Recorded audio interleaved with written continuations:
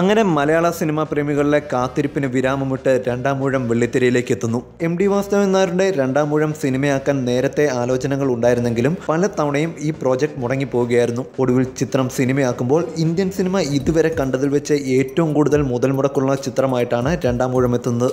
അങ്ങനെ വമ്പൻ ക്യാൻവാസിൽ രണ്ടാം ഊഴം എത്തുമ്പോൾ ഏവരും ഒരുപോലെ ഉറ്റുനോക്കുന്ന കാര്യം ചിത്രം ആര് സംവിധാനം ചെയ്യുമെന്നതാണ്. പുഷ് ഇൻ്റഗ്രേറ്റഡ് കമ്മ്യൂണിക്കേഷൻസ് എന്ന പരസ്യചിത്ര കമ്പനിയുടെ മാനേജിംഗ് ഡയറക്ടറും ചീഫ് ക്രിയേറ്റീവ് ഓഫീസറുമായ പാലക്കാട് പുത്തൂർ സ്വദേശിയായ VA ശ്രീകുമാർ മേനോനാണ് ചിത്രം സംവിധാനം ചെയ്യുന്നത്. കല്യാൺ ജുവലേഴ്സിൻ്റെതുപോലെ നിരവധി പരസ്യചിത്രങ്ങൾ കൊണ്ട് മലയാളികൾക്ക് സുപരിചിതനാണ് VA ശ്രീകുമാർ മേനോൻ. വിശ്വാസം അതല്ലേ എല്ലാം എന്ന പരസ്യവാചകത്തിലൂടെ അദ്ദേഹം മലയാളികളിൽ ചെലുത്തിയ സ്വാധീനം ചെറുതല്ല. വളരണം ഈ നാട്, തുടരണം ഈ ഭരണം എന്ന കഴിഞ്ഞ തെരഞ്ഞെടുപ്പിലെ UDF ക്യാമ്പയിന് പിന്നിലും VA ശ്രീകുമാർ തന്നെയാണ്.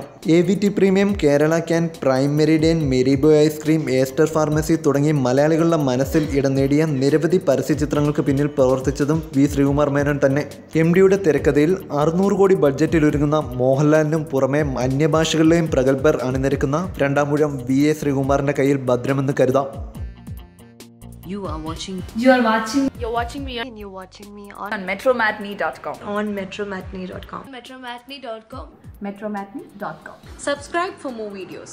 Subscribe for more videos. Subscribe here for more videos. Subscribe now. Thank you.